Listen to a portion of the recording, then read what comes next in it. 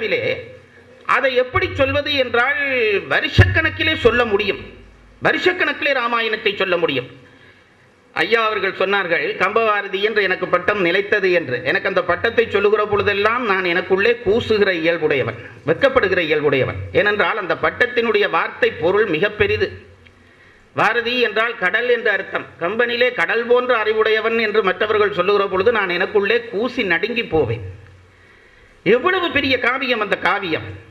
அந்த காவியத்தினுடைய ஒரு துளியை தானும் சத்தியமாக இது தன்னடக்கத்துக்காகவோ அல்லது ஒரு சபை அமைதிக்காகவோ சொல்லுகிற வார்த்தை அல்ல. என்னுடைய அனுபவபூர்வமாக உண்மையாக என்னுடைய இதயத்திலே இருந்து சொல்லுகிற வார்த்தை. கம்பனிலே ஒரு துளியைத்தானும் நான் படித்து முடித்தேனா என்று எனக்கு ஒரு சந்தேகம் இன்றைக்கு வரைக்கும் இருக்கிறது. அத்துணை பெரிய காவியம். அதுதான் தமிழர்களுக்கு கிடைத்த மிகப்பெரிய சொத்து. என்ன சொத்து என்று கேட்டால், ஒரு மனிதன் ஒரு ஆயுள் முழுவதும் படிக்கக்கூடிய நூல்கள் தமிழ்த்தாயிடம் நூற்றுக்கணக்கிலே இருக்கின்றன. திருக்குறளை ஒரு மனிதன் ஆயுள் முழுவதும் படிக்கலாம், படித்தாலும் போதாது. இது மிகைபட சொல்வதற்கு அல்லது தமிழை புகழ்வதற்காக நான் சொல்லுகிற விஷயம் என்று யாரும் நீங்கள் நினைத்தீர்களானால் அது தவறு. சத்தியமான வார்த்தை. ஒவ்வொரு தரம் ராமாயணத்தையோ திருக்குறளையோ படிக்க படிக்க படிக்க அழகா இது எனக்கு முதல் அகப்படவில்லையே, இதை நான் சிந்திக்கவில்லையே என்று மனம் விரிகிறது. என்ன எண்ணம் வருகிறது என்றால், நான் ஆயுள் முழுவதும் படித்தாலும் இந்த நூலை படித்து முடிக்க முடியாது. அப்படிப்பட்ட நூல் இந்த நூல். ராமாயணத்தை சொல்வதானால் எவ்வளவு நீளமாக சொல்ல முடியும். கற்றவர்கள் ஒருவன் கற்கிற அளவுக்கு ஏற்ப ராமாயணத்தை நீட்டி சொல்ல முடியும். என்னுடைய அறிவுக்கேற்ப நான் அதை சுருக்கி சொல்ல வேண்டும் என்று நினைக்கிறேன். ஏனென்றால் இப்பொழுது காலம் மிக வேகமாக ஓடிக்கொண்டிருக்கிற ஒரு காலம். எவரை பார்த்தாலும் நேரம் இல்லை என்கின்ற வார்த்தையை சொல்ல மட்டும்தான் அவர்களுக்கு நேரம் இருக்கிறது. அவ்வளவு அவசரமான ஒரு காலத்திலே போய்கொண்டிருக்கிறார்கள். ராமாயணத்தை அந்த அவசரத்துக்கு உள்ளே சொல்ல வேண்டும்.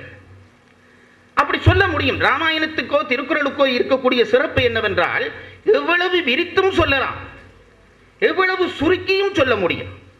ராமாயணத்தை சொல்ல கேட்க வேண்டும் என்று ஒருவன் நினைத்தானாம். ஒரு ராமாயண பிரசங்கியிடம் போய் ஐயா, நான் ராமாயணம் கேட்க விரும்புகிறேன், எத்தனை நாளிலே நீங்கள் அதை எனக்கு சொல்ல முடியும்?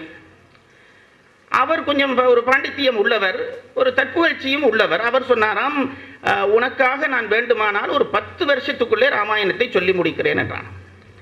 ஐயா, அதுக்கெல்லாம் எனக்கு நேரம் கிடையாது, அப்படியெல்லாம் மெனக்கிட முடியாது, இன்னும் சுருக்கி சொல்லுங்கள். சரி, 1 வருஷத்திலே சொல்லட்டுமா? 1 வருஷமா? 1 வருஷம் எல்லாம் சாத்தியப்படாது. அப்போ 1 மாதத்திலே 10 நாள், அதுக்கும் கஷ்டம். 1 நாள், 1 மணித்தியாலம். இவன் எல்லாவற்றுக்கும் மறுப்பு சொல்ல சொல்ல அவருக்கு ரொம்ப கவலை வந்து விட்டது. உனக்கு என்ன, இப்ப ராமாயணத்தை சுருக்கமாக சொல்ல வேணும், அவ்வளவு தானே? ஒரு எலுமிச்சம்பழத்தை போட்டு பிடிக்கிற நேரத்திலே ராமாயணம் சொல்லுகிறேன், கேட்டுவிட்டு போன்றார். அவன் சொன்னான், அப்படி என்றால் இருந்து கேட்கிறேன் என்றான். அப்படி என்றால் கேட்கிறேன், கொண்டு வா எலுமிச்சம்பழம் என்றார். எலுமிச்சம்பழம் கையில் வந்த உடனே அந்த எலுமிச்சம்பழத்தை இப்படி உருட்டிட்டு அவர் இப்படி மேலே போட்டு ராமன் பிறந்தான் என்று இப்படி மேலே போட்டார். பிடிக்க ராவணன் செத்தான் என்று முடிச்சார். ராமாயண கதை முடிஞ்சது, போயிட்டு வான்னு விட்டார்.